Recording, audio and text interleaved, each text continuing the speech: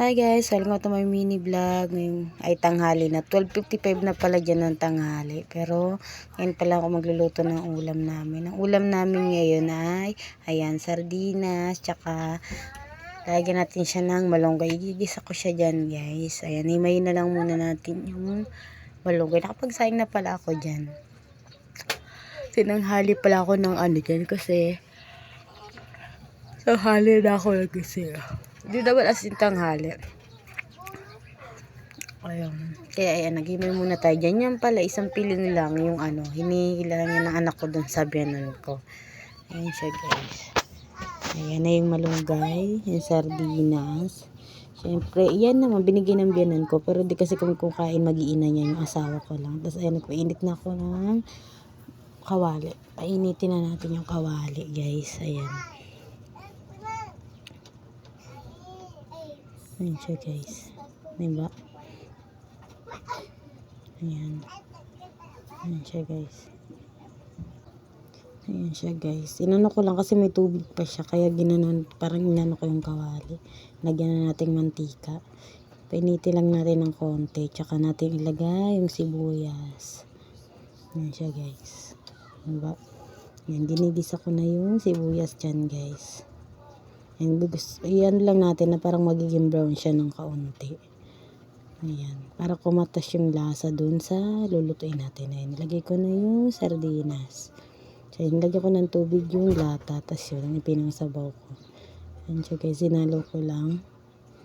Tapos, lagyan naman natin siya ng asin. Ayan. Tsaka magic sarap guys. Ayan. Lagyan natin. Sinalo ko siya ulit. Ayan. Tapos ayan guys, yung malunggay nilagay na natin. Dinagdagan ko siya guys dyan ng tubig. Kasi masyado pang kaunti at baka di maluto yung malunggay. Ayan yung anak ko nga pinabili ko ng yelo. Kasi ang init nga niyan guys. Ayan. Ayan guys, lagay mo natin dito sa kulman yung yelong nabili. Ayan siya guys. Tapos lagyan natin. Ayos ko lang pala yung mga kalat-kalat. Nalagay ko dyan sa basura. Sa plastic. Tapos ayan guys, sinalo ko. Tapos lagyan natin ng tubig yung kulay green na yun. Ayan guys. Nalo ko ulit. Tapos tikman natin. Dagdagan ko pala dyan guys ng konti pang asin kasi matabang sa panlasa ko. Ayan. Sinalin ko na dyan sa mangkok kasi kakain na kami ng mga anak ko. Ayan guys. Diba? Yung isang sardinas naging isang mangkok. Ayan siya guys. Handa na ako dyan sa lamesa. Ayan. Ayan siya guys. Tanggal ko lang yung ano ng rice cooker. Tapos sinabit ko dyan. Ayan siya guys. Tino ko na yun. Tino na siya ulamin. Lagay ko lang dyan sa lamesa. Ayan guys. Simpleng buhay namin ng mga anak ko. Ayan guys. Ayan yung ulam. Dalawa kami lang pala nung panganay ko kakain kasi yung bunso ko tulog. Hindi ba pawis na pawis, saglit lang naman nagluto. Ewan ko ba, yan siya guys, nilagyan ko na. Pero bang guys, sarap na sarap ako pag ganyan. Marami akong nakakain pag ganyan ang ulam. Yan. Danas ko na kasi yan simulat bata ako. Yun nga lang, di ko in-expect na pati sa mga anak ko mararanasan din yung ganyan. Pero ayos lang guys kasi iba nga dyan walang makain. Pero ako meron pa rin kami ng mga anak ko. Malaking thank you kasi may nakakain at may nauulam pa din kami. Di tulad ng iba na kailangan pang manghingi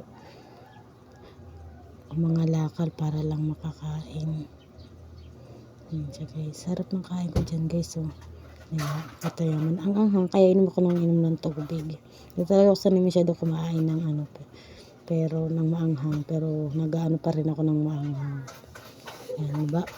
Pangalawang round ko na agad. Bilis ko kumain. Sarap kasi mainit yung kanin, tapos mainit pa yung niluto kong ulam. Anak ko din ng inom kasi maanghang nga siya talaga. So, inom na naman ako, diba? Kami na eh. Ayan guys, kain lang. Ayan guys, kain lang kami ng anak ko. Tayo ko sanay guys ng mabagal kumain. Mabilis talaga. Ayan. Tingnan yung kardero namin yan. Kakain pa din ako. Kaya binili ko na sa kanya yung tirang kanin. Ayan. Tapos ako tapos nang kumain. Tapos yung yunakis ko hindi pa. Ayan. Pinipili niya yung sabaw lang ng sardinas. Kasi ayaw niya nung malunggay. Ayun yung sa asawa ko yun mamaya ulam niyang gabi. Tapos ayun din niya nga naubos yung kanin. Yan guys, naghugas na nga tayo ng mga hugasan. Alam niyo naman ako, ayoko nang may nakatambak na hugasan talaga. Pagka may kaunting hinuhugasan ko na kaagad. Ayan siya guys. Ayan guys. Maglagay tayo ng joy tsaka yan. Muna natin syempre yung dede kasi hindi naman malangsa yan. Tsaka yung baso. Yung labas yan ako dyan. Wala ng panty kaya tinatakpan ko na kamay ko. Talaga yan yung panganay ko. Ayan siya guys. Hugas nga lang tayo dyan guys. Hugas hanggang yan. Tapos yung pinggan naman. Yung anak ko palang panganay. Kaya yan nandyan. Kasi hinugasan niya yung kapatid niya. Nagpupo kasi sa timba. Sa timba kasi kami guys. Umiihi. Siya lang naman pwede namang sa lang timba sila umihi. Ay magpupo. May CR naman kaso asa baba. Ayan guys. Linis ko ng kardero tsaka yung kawali. Banlaw naman tayo guys. Inuna ko dyan guys yung kawali. Kasi pagpapatungan ko siya ng mga pinagbanlawan ko na tulad ng baso, dede, ganon. Mamaya guys makita nyo kung paano ko siya ginamit dun sa sinunod ko naman to yung mga pinggan naman. So guys, ganyan lang, diba? Simpleng hugas. So yun guys, diba? Ayan, ganyan yung ginawa ko. Ayan, diba? Nakita nyo naman.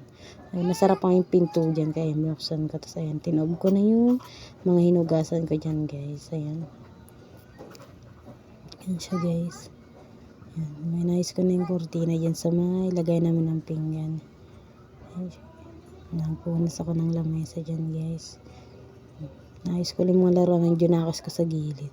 So yan, tinupi ko lang guys para may pang So yung ihian yun guys. Nagwalis na rin ako dyan. Ayan. Ganyan lang. Thank you guys. Sana po panoorin nyo pa po kami.